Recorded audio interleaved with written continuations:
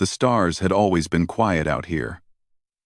That was what Commander Danny Vance loved most about the edge of human space. No crowded shipping lanes, no military patrols, no politicians sending messages about budget cuts.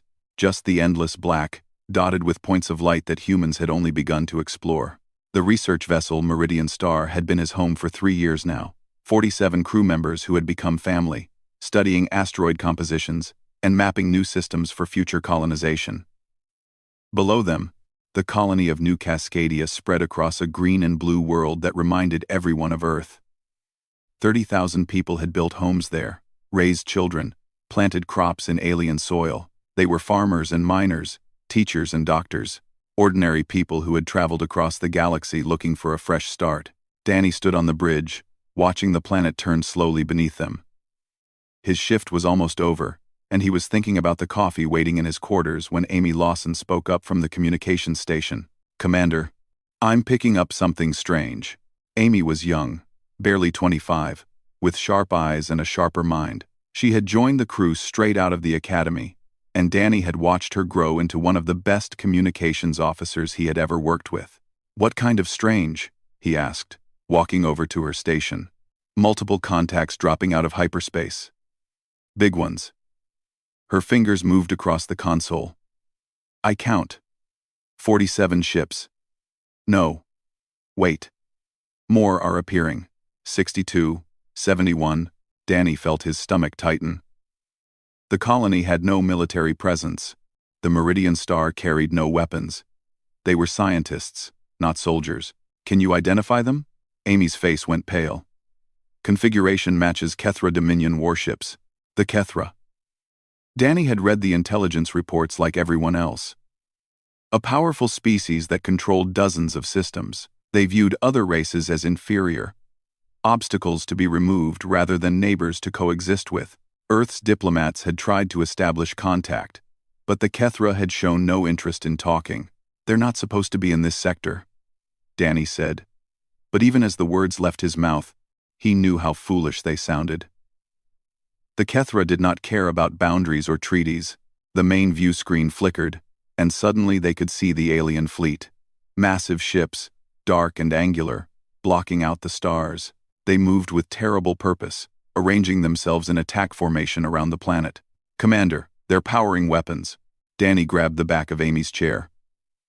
"Open a channel." "All frequencies. Channel open. Kethra vessels, this is Commander Danny Vance, of the research ship Meridian Star. This is a peaceful human colony. We have no military assets. Please respond." Silence. The alien ships continued their approach, ignoring his words completely. Down on the planet, people were starting to notice. Danny could imagine the panic spreading through the streets of New Cascadia's capital. Parents grabbing their children, looking up at the sky filled with alien warships. "They're not responding," Amy whispered. "Keep trying." But Danny already knew it was pointless. The Kethra had not come to talk. They had come to take. The first energy beam lanced down from the lead ship, striking the planet's surface with blinding intensity. A second followed, then a third. Within moments, the entire fleet was firing, their weapons carving lines of destruction across the world below. "No," Danny breathed. "No, no, no." The bridge crew watched in horror as New Cascadia burned. Cities vanished in flashes of light. Forests became ash. The ocean itself seemed to boil where the beams struck. "We have to do something," someone shouted. Danny did not even know who. "There's nothing we can do." His voice sounded hollow in his own ears. 47 scientists against a fleet of warships. They might as well throw rocks at a hurricane, but there was one thing he could do. "Amy, can you get a signal back to Earth?" She wiped tears from her face and turned to her console. "I can try. The Kethra might be jamming communications. Find a way through. Earth needs to know what happened here." Amy nodded and began working. Her fingers flew across the controls as she searched for gaps in the alien interference. Behind her, the view screen showed the continuing destruction of a world that had done nothing to deserve this fate. One of the Kethra ships broke formation and moved toward the Meridian Star. Danny watched it approach with a strange calm, He had always known that space was dangerous. He had accepted that risk when he left Earth, but he had never imagined dying like this, helpless and forgotten on the edge of human territory. "I found a gap," Amy said suddenly. "It's narrow, but I can squeeze a signal through. It'll take 14 hours to reach Earth. Do it." She opened the channel, and Danny saw the recording light turn on. He wanted to speak, to deliver some kind of grand message that would inspire humanity to action. But there was no time for speeches. The Kethra ship was almost on top of them. Amy leaned into the microphone. Her voice was steady despite the tears running down her cheeks. "This is the Meridian Star. We are under attack by Kethra forces. Coordinates follow. New Cascadia colony, 30,000 people." She paused, choking back a sob. "Please. Someone help us." She transmitted the message just as the alien ship fired. The Meridian Star shuddered under the impact. Alarms screamed. Consoles exploded in showers of sparks. Danny was thrown to the floor, his head striking something hard. Through blurring vision, he saw Amy still at her station, still reaching for the controls, trying to send more data. A second blast tore through the hull. The bridge opened to space, and Danny felt himself pulled toward the breach. He caught a final glimpse of Amy, her hand frozen over the transmitter, before everything went dark. The Meridian Star broke apart in silence, its debris joining the wreckage falling from New Cascadia's sky. 14 hours later, on a planet called Earth, a communications officer at United Fleet Command received a fragmented transmission from the edge of human space. She listened to it once, then again, then ran to find her superior officer. Within an hour, the message had reached the highest levels of government. Within 2 hours, it was being played in emergency sessions around the world. Amy Lawson's voice, calm and desperate, echoed through halls of power that had not seen unity in decades. "This is the Meridian Star. We are under attack. 30,000 people. Please, someone help us." The signal ended. The silence that followed was not empty. It was the silence before a storm, the held breath of a species that had just learned what it meant to lose something precious. Humanity had received the distress call, and humanity would answer. Admiral Kyle Brennan had served in the United Earth Fleet for 34 years. He had seen conflicts, disasters, and political crises that would have broken lesser men, but nothing had prepared him for the sound of Amy Lawson's voice coming through the speakers in the command center. He played the recording 3 times. Each time, the room grew more silent. Officers who had spent their careers managing routine patrols and diplomatic escorts stood frozen at their stations. The words hung in the air like smoke after a fire. "Get me everything we have on the Kethra," Kyle said quietly. "And get me a direct line to the Council." Within the hour, intelligence reports covered his desk. The Kethra Dominion controlled 37 star systems. Their military was vast, their technology advanced, their attitude toward other species one of cold contempt. They had been expanding for centuries, consuming weaker civilizations without mercy or hesitation. Earth's analysts had always believed the Kethra would eventually become a threat, but they had assumed there would be time, decades of preparation, diplomatic efforts, a gradual buildup of defenses. The Kethra had not given them decades. They had given them nothing at all. The United Earth Council convened within 6 hours of receiving the distress call. Representatives from every nation, every colony, every faction that had ever argued over territory or resources or ideology now sat in the same chamber, watching the same recording. When Amy Lawson's voice faded, the council president stood. "Ladies and gentlemen, we have received confirmation. New Cascadia has been destroyed. 30,000 civilians are presumed dead. The research vessel Meridian Star has been lost with all hands." Someone in the back of the room let out a sound that might have been a sob. "The Kethra have committed an act of war against humanity," the president continued. "They did not warn us. They did not negotiate.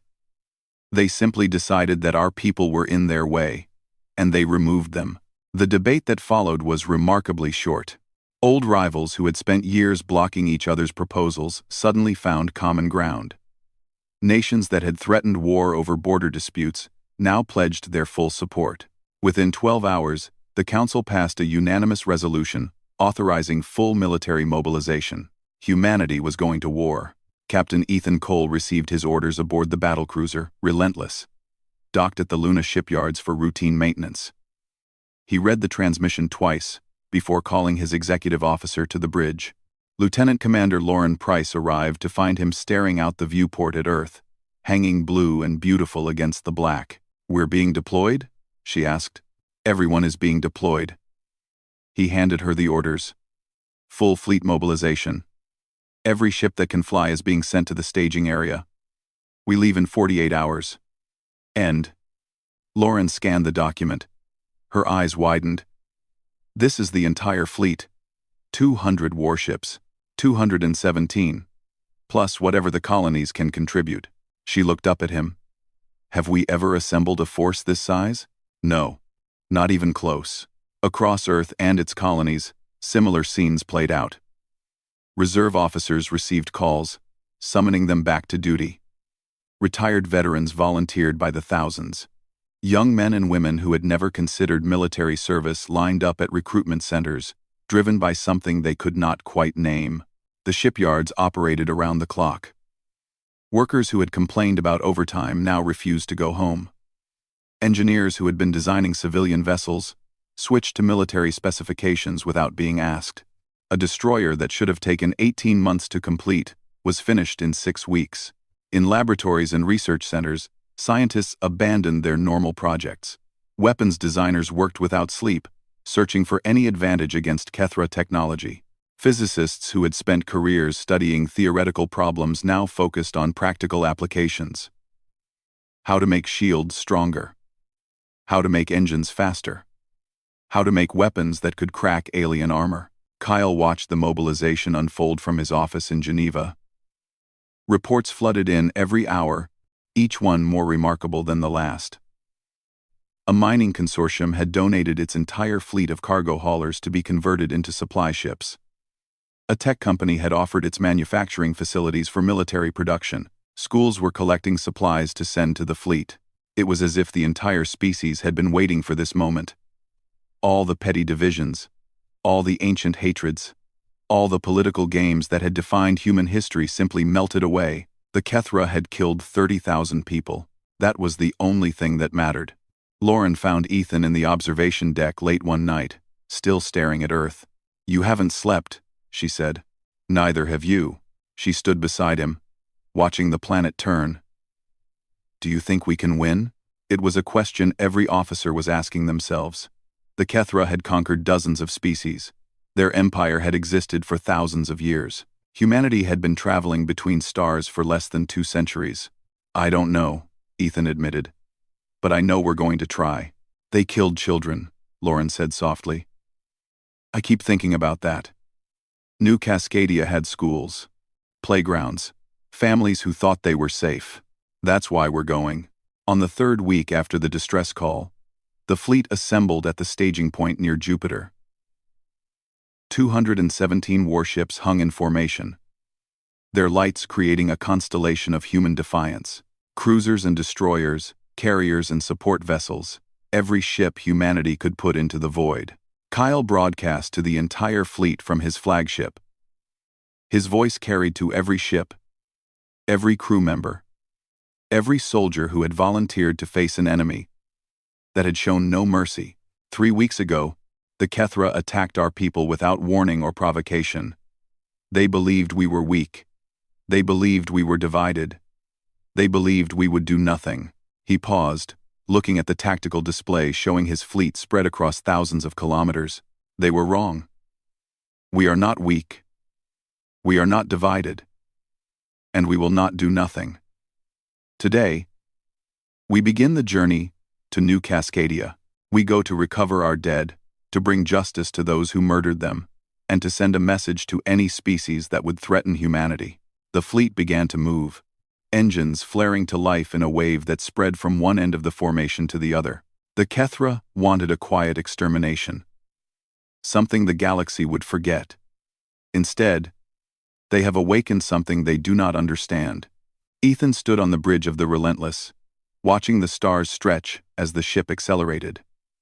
Lauren stood beside him, along with every other officer on duty. "What do you think they'll find when they see us coming?" she asked. Ethan thought about Amy Lawson's voice. About 30,000 people who had done nothing wrong. About children who would never grow up. "I think they'll find out what happens when you hurt humanity's family." The fleet jumped to hyperspace, leaving Jupiter behind. The largest military force in human history was on its way, and it would not stop until the job was done. The fleet dropped out of hyperspace in perfect formation. 217 ships emerged into normal space, their sensors reaching out across the void to scan everything within range. What they found was silence. Captain Ethan Cole stood on the bridge of the Relentless, staring at the tactical display. New Cascadia hung before them. But it was not the green and blue world the colony records had shown. The planet's surface was scarred with massive burn marks, visible even from orbit. Clouds of ash still drifted through the atmosphere. The oceans had changed color, darkened by debris and death. "No enemy contacts," Lauren reported from her station. "The Kethra are gone." "They did what they came to do," Ethan said quietly. "They didn't need to stay." Admiral Kyle's voice came through the fleet-wide channel. "All ships, hold position. Scanning teams, begin detailed surveys. Ground forces, prepare for deployment." The next few hours passed in grim silence. Shuttle after shuttle descended to the planet's surface, carrying soldiers, medics, and investigators. What they found down there would haunt them for the rest of their lives. Lieutenant Jake Harmon led one of the first ground teams into the ruins of New Cascadia's capital. He had served in the fleet for 12 years, had seen combat in border skirmishes, had thought he understood what violence looked like. He was wrong. The city had been home to 15,000 people. Now it was ash and rubble, still smoldering in places where the alien weapons had struck.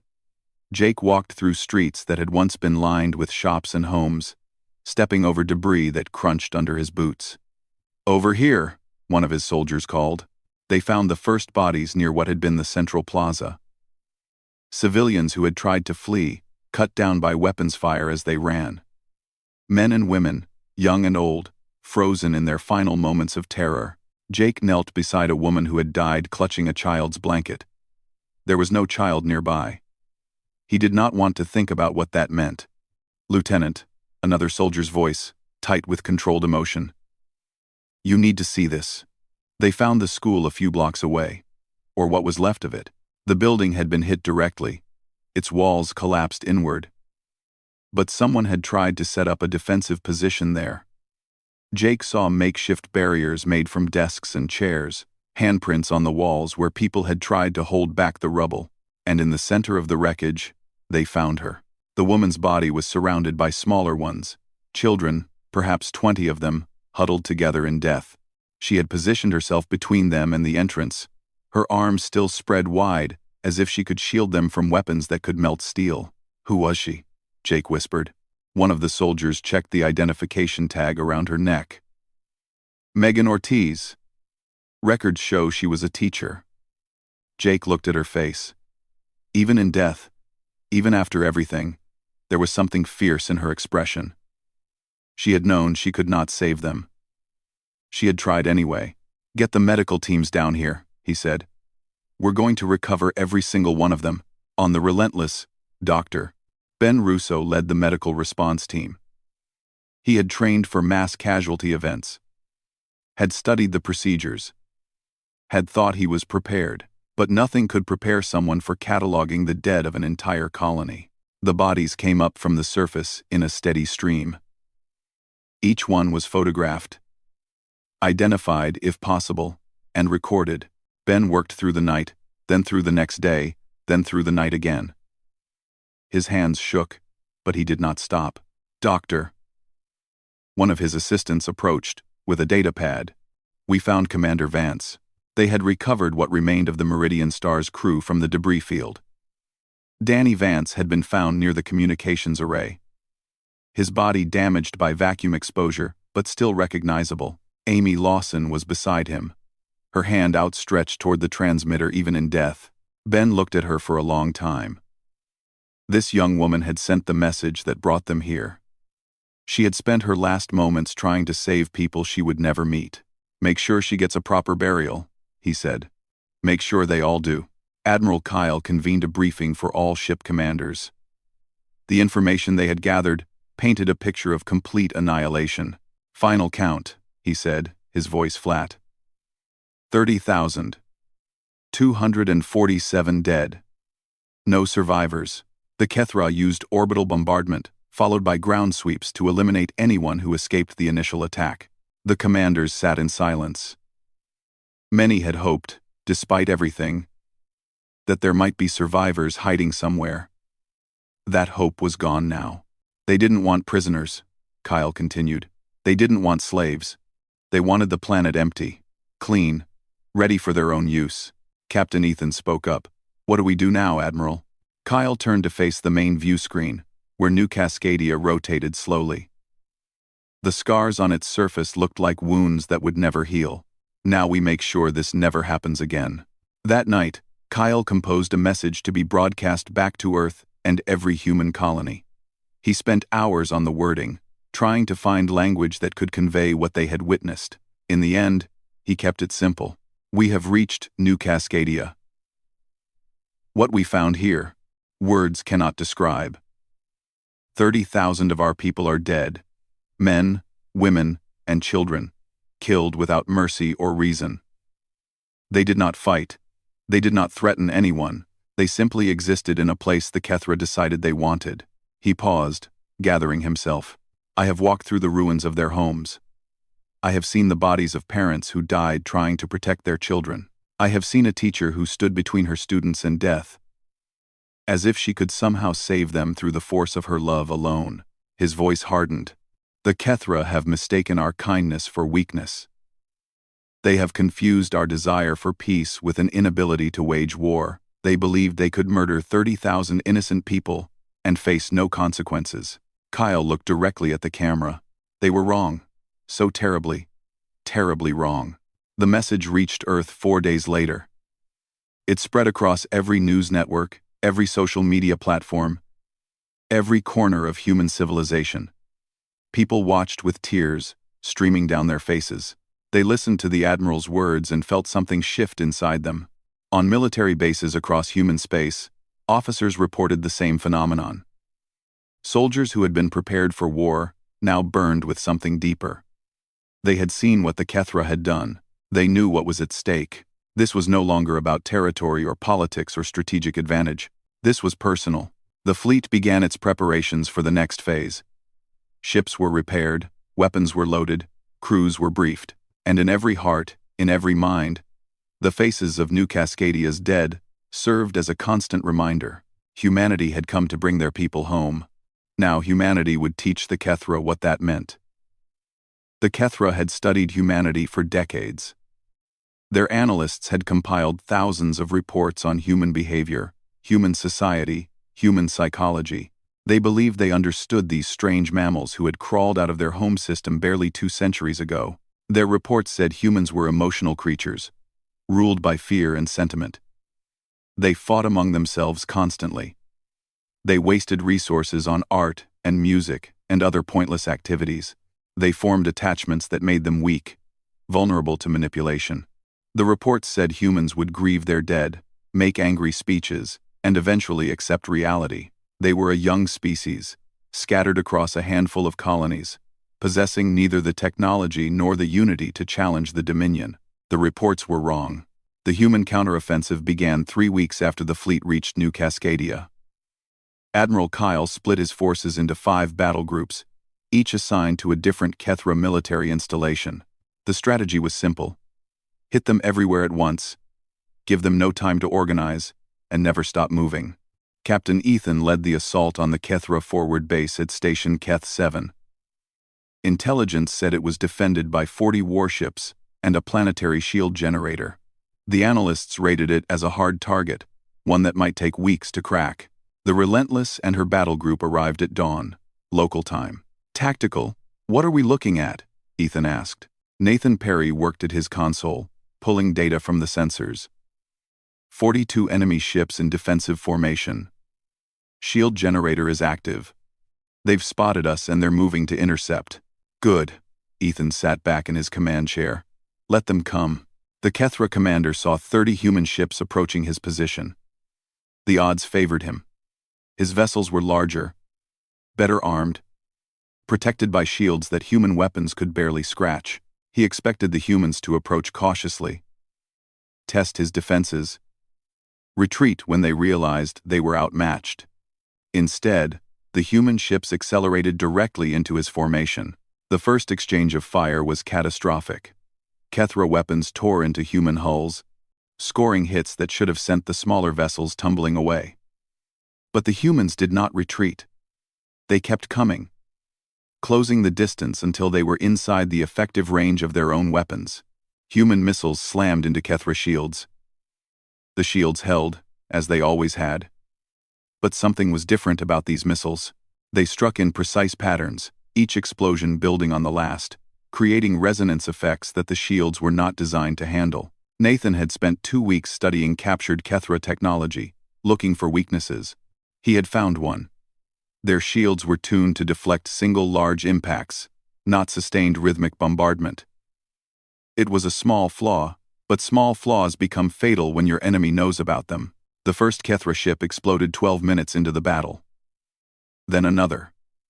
Then 3 more, in rapid succession. The Kethra commander tried to reform his lines, but the humans would not let him. They pressed the attack with reckless aggression, accepting damage that should have been fatal just to maintain pressure. When a human ship was too damaged to continue fighting, it rammed the nearest enemy vessel, its crew staying at their posts until the moment of impact. In the engine room of the Relentless, Katie Marsh performed miracles. The ship's power systems had been hit twice, and conventional doctrine said they should retreat for repairs. Katie refused. She rerouted power through backup systems, jury-rigged connections that were never meant to be made, and kept the weapons firing. "How long can you hold it together?" Ethan asked over the intercom. "Long enough," she replied. In the background, he could hear alarms screaming and her crew shouting instructions. The battle lasted 4 hours. When it was over, the Kethra forward base was gone. 38 enemy ships destroyed. The shield generator reduced to debris. The station itself broken into pieces. The human fleet had lost 11 ships and over 2,000 crew members, but they had won. Across Kethra space, similar victories repeated themselves. Human fleets appeared without warning, struck with overwhelming fury, and vanished before reinforcements could arrive.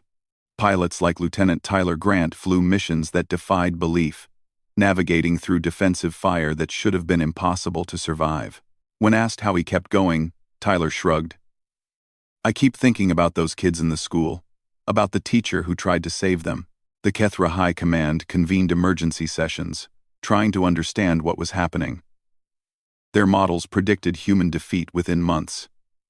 Instead, their outlying bases were falling one after another. Their supply lines were being severed. Their fleet was being hunted.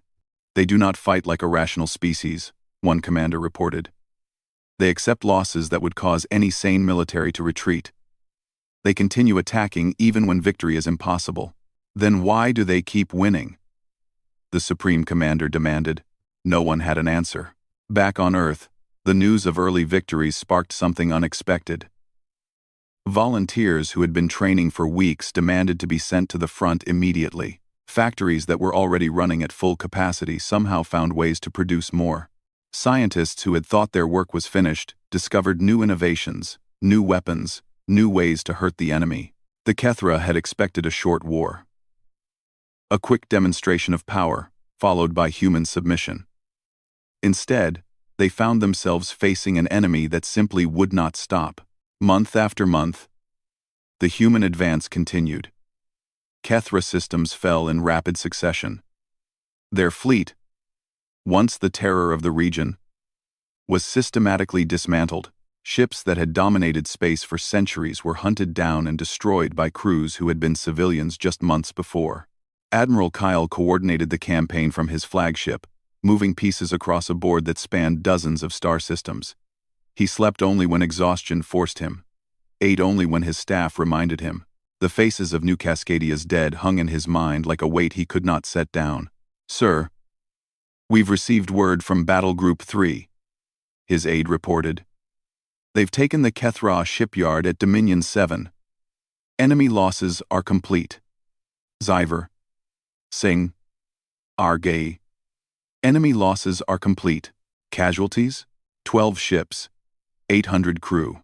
800 more names to add to the list." Kyle nodded slowly. "Send reinforcements to consolidate. Then move the group to the next target." "Yes, sir. And sir." The aide hesitated. "The Kethra have requested a ceasefire. They want to negotiate." "The Kethra have requested a ceasefire. They want to negotiate." Kyle thought about Danny Vance, dying at his post. About Amy Lawson, sending her final message. About Megan Ortiz, standing between her students and death. "Tell them no." The aide blinked. "Sir, tell them we are not interested in negotiations. Tell them we are coming. And tell them," Kyle's voice hardened, "tell them we remember New Cascadia." The message was transmitted. The Kethra received it. And they understood, perhaps for the first time, that they had made a terrible mistake. They had wanted a quick extermination, a quiet removal of an inconvenient species. Instead, they had awakened something ancient and terrible. They had awakened humanity's fury. And that fury would not rest until the job was done. The Kethra homeworld had never known fear. For 5,000 years, their civilization had grown and expanded, conquering all who stood in their way. Their cities reached toward purple skies, monuments to power and supremacy. Their people lived in comfort and security, confident that no force in the galaxy could threaten them. That confidence died on the day the human fleet arrived. 206 ships emerged from hyperspace in perfect formation. They had traveled across a dozen star systems, fighting their way through every defense the Kethra could mount. They had lost friends and comrades along the way. They had buried their dead in the cold of space and kept moving forward. Now they hung in orbit above the Kethra homeworld, weapons charged and ready. Admiral Kyle stood on the bridge of his flagship, looking at the planet below. Billions of Kethra lived down there. Families, children, ordinary people who had nothing to do with the decision to attack New Cascadia. "Admiral," his communications officer turned from her station. "The Kethra are broadcasting on all frequencies. They're asking for terms. Tell them, I'll give them terms when I'm ready." The Kethra Supreme Commander had fled to a bunker deep beneath the capital city. He had watched his empire crumble over the past months, had seen his mighty fleet reduced to wreckage, had felt the foundations of his world shake with each human victory. Now he sent increasingly desperate messages, offering concessions that would have been unthinkable just a year before. Territory, resources, prisoners. Anything the humans wanted. The humans did not respond. Captain Ethan brought the Relentless into position alongside the flagship. His ship bore the scars of dozens of battles, its hull patched and repaired so many times that barely any of the original material remained. Lauren stood beside him, exhausted but alert. "What do you think he's waiting for?" she asked. Ethan watched the Kethra homeworld turn slowly below them. "I think he wants them to understand." "Understand what?" "That this could have been different. That they chose this." On board the flagship, Kyle made his final preparations. He had composed his speech a dozen times, revised it, thrown it away, started over. What do you say at a moment like this? What words could possibly capture what humanity had been through? In the end, he decided to speak from the heart. "Open a channel," he ordered. "All frequencies. I want every ship in this fleet to broadcast. I want every species in the galaxy to hear this." The communications officer nodded. "Channel open, sir. You're broadcasting." Kyle stepped forward, facing the camera that would carry his image across the stars. "People of the Kethra Dominion, species of the galaxy. My name is Admiral Kyle Brennan, and I speak for the United Earth Fleet." He paused, letting the words settle. 14 months ago, a peaceful human colony called New Cascadia was attacked without warning or provocation. 30,000 men, women, and children were murdered. Not conquered. Not enslaved. Murdered. The Kethra killed them because they wanted their planet, because they decided that human lives were worthless, because they believed we were too weak to do anything about it. Below, on the Kethra homeworld, people watched in terror. The alien fleet filled their sky. Its weapons pointed at their cities. The Kethra were wrong, Kyle continued. They studied our species and saw our divisions, our arguments, our endless debates. They saw what they thought was weakness. But they did not understand what they were seeing. He thought of Danny Vance and Amy Lawson, of Megan Ortiz and her students, of the thousands of soldiers who had died to bring him to this moment. Humanity is not weak because we care about each other. We are not fragile because we form bonds of love and friendship. Our compassion is not a flaw to be exploited. It is the source of our strength. The Relentless drifted slowly past a Kethra defense platform, its guns still trained on the enemy installation. Ethan listened to the Admiral's words and felt something shift in his chest, something old and heavy that had been weighing on him since New Cascadia. When you attacked our colony, you did not defeat us. You united us. Nations that had argued for centuries came together overnight. People who had never held weapons volunteered to fight. Scientists who had spent their lives studying the stars turned their minds to war. Kyle's voice hardened. You wanted a quiet extermination. You wanted the galaxy to forget that New Cascadia ever existed. Instead, you taught every species watching what happens when humanity is threatened. He gestured, and the tactical display showed the full might of the human fleet. Ships that had been built in months, weapons that had been invented in weeks, a military force that had been assembled through sheer force of will. We did not come here to conquer your world. We did not come here to exterminate your people. We are not like you. We do not believe in genocide. The Kethra Supreme Commander listened from his bunker, hardly daring to breathe. But we did come here to deliver a message. And that message is for every species in the galaxy, not just the Kethra. Kyle stepped closer to the camera. Do not threaten humanity. Do not harm our people. Do not mistake our kindness for weakness, or our mercy for fear. We will trade with you. We will share knowledge with you. We will stand beside you against common enemies. His eyes were cold as winter stars. But if you hurt our children, we will find you. We will hunt you across every system you hide in. We will tear down everything you have built. We will not stop. We will not rest. We will not forgive. The broadcast continued across the galaxy. Species who had never heard of humanity watched and listened. Some had faced the Kethra themselves and failed. They saw this young species, this race of emotional mammals from a small blue planet, standing victorious over an empire that had terrified the region for millennia. The Kethra military is destroyed. Their leaders will face justice for their crimes. Their empire will be dismantled. But their people will survive. Because that is what separates us from them. Kyle allowed himself a small, tired smile. We are humanity. We love fiercely. We grieve deeply. And we protect our own with everything we have. Remember that. Remember New Cascadia. And remember what happened to those who forgot. The transmission ended. 1 year later, a memorial stood on New Cascadia's surface. 30,000 names carved into black granite, surrounded by gardens that had begun to bloom again on the healing world. Humans came from across the galaxy to pay their respects, to remember those who had been lost, and to honor the fury that had been unleashed in their name. Ethan and Lauren stood before the wall, finding the names they knew.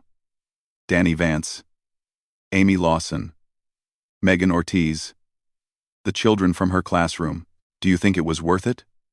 Lauren asked quietly. Ethan thought about the cost. The ships they had lost. The friends they had buried. The things they had seen and done that would never leave them. Then he thought about the galaxy watching. About the message that had been delivered. About the children who would grow up safe because their enemies now knew better than to threaten them. Yes, he said. It was worth it. They stood in silence as the sun set over New Cascadia, painting the sky in shades of orange and gold. Behind them, the memorial gleamed in the fading light, a reminder of what had been lost, and a warning to any who might forget. Humanity remembered. Humanity always would.